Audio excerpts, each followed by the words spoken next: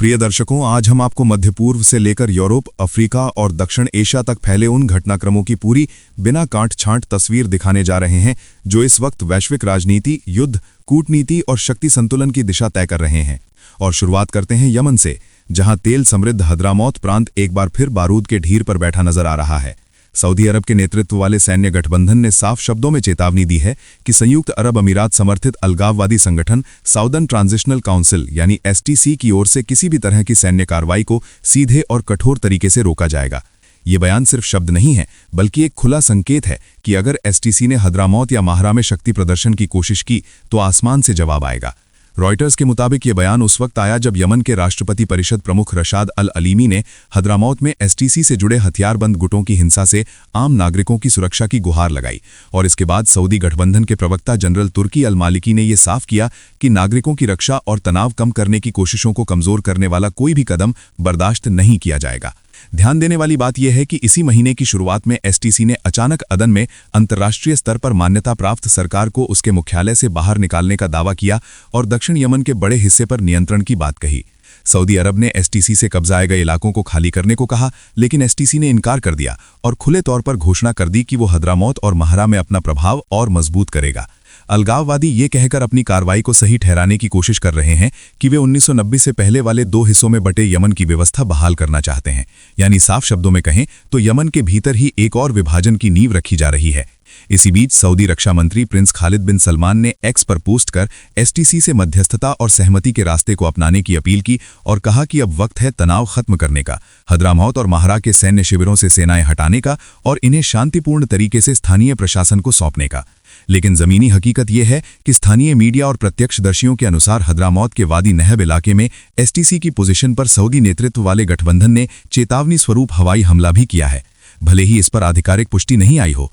और यही आंतरिक टकराव हौथियों के खिलाफ लड़ रहे यमनी गठबंधन को अंदर से कमजोर कर रहा है।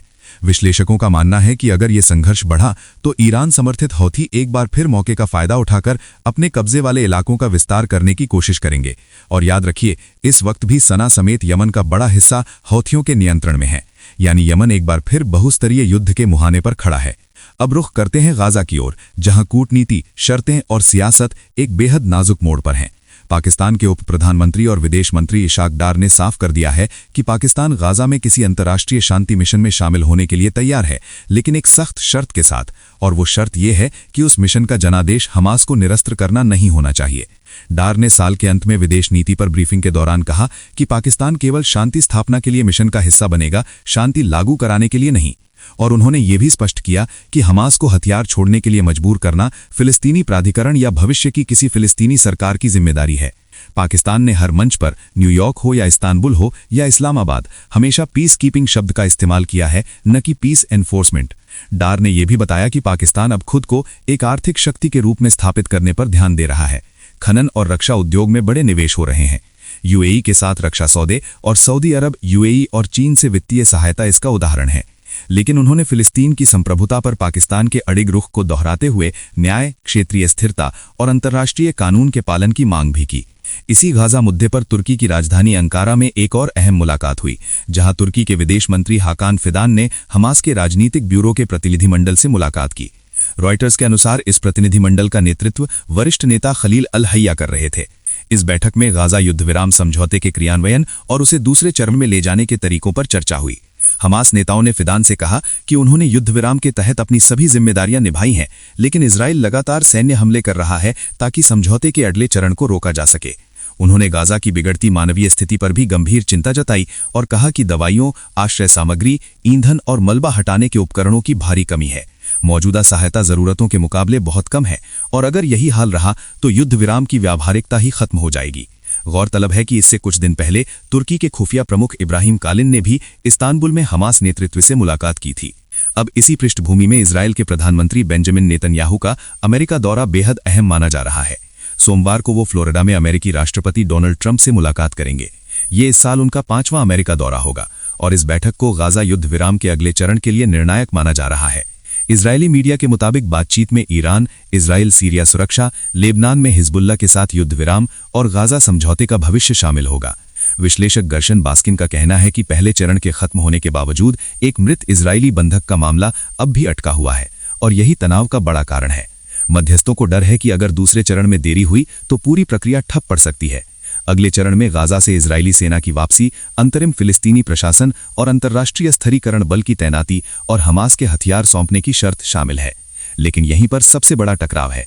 एक्सियोस की रिपोर्ट के अनुसार व्हाइट हाउस गाजा में फिलिस्तीनी टेक्नोक्रेट सरकार और अंतर्राष्ट्रीय बल की जल्दी घोषणा चाहता है, लेकिन ट्रंप प्रशासन के भीतर ही नेतन्याहू की रणनीति को लेकर नाराजगी बढ़ रही है। चाथम हाउस के विशेषज्ञ योसी मैकिलबर्ग कहते हैं कि नेतन्याहू की प्राथमिकता सत्ता में बने रहना है और इसी वजह से वो बेहद सतर्क और रक्षात्मक रुख अपनाएंगे। अब नजर डालते हैं यूरोप की ओर, जहां युद्ध की आग अभी भी धधक रही है। यूक्रेन की राजधानी कीव पर रूस ने उस रात ड्रोन और मिसाइलों से हमला किया जब अगले दिन ट्रंप और यूक्रेनी राष्ट्रपति वोलोदिमीर ज़ेलेंस्की की मुलाकात होने वाली थी। इस हमले में कम से कम 2 लोगों की मौत हुई और शहर के लगभग 1/3 हिस्से में बिजली गुल हो गई। करीब 10 घंटे तक हवाई हमले का अलर्ट जारी रहा। यूक्रेनी अधिकारियों के अनुसार लगभग 500 ड्रोन और 40 मिसाइलें ऊर्जा अवसंरचना और नागरिक ठिकानों को निशाना बनाकर दागी गईं। 32 लोग घायल हुए, जिनमें बच्चे भी शामिल हैं। ठंड के मौसम में 1/3 शहर में हीटिंग बंद होना एक मानवीय संकट जैसा है।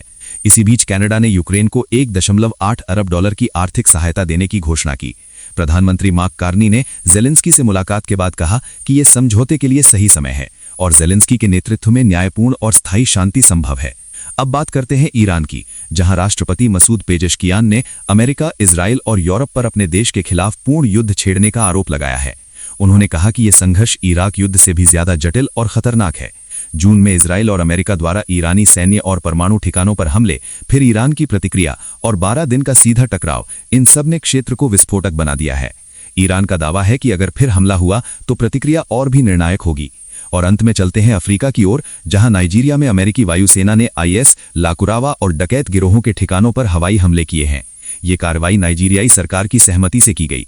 अधिकारियों के अनुसार खुफिया जानकारी मिली थी कि IS साहिल प्रांत के लड़ाके नाइजीरिया में स्थानीय गुटों को प्रशिक्षण दे रहे हैं। साहिल क्षेत्र में IS की बढ़ती गतिविधियां पूरे वेस्ट अफ्रीका के लिए खतरे की घंटी हैं। प्रिय दर्शकों, ये सारी घटनाएं एक ही बात साफ करती हैं कि दुनिया इस वक्त स्थिर नहीं बल्कि संक्रमण के दौर से गुजर रही है, जहां हर मोर्चे पर शक्ति की परीक्षा हो रही है। और आने वाले दिन तय करेंगे कि ये तनाव युद्ध में बदलेगा या कूटनीति के रास्ते निकलेगा।